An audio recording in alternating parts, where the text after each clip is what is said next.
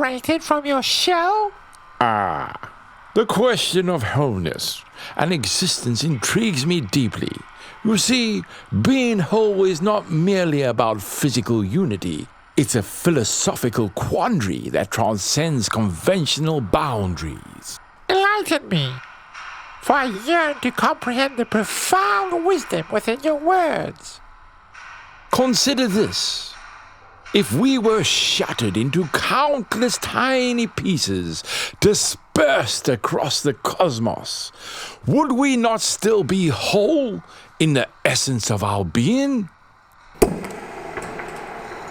Me.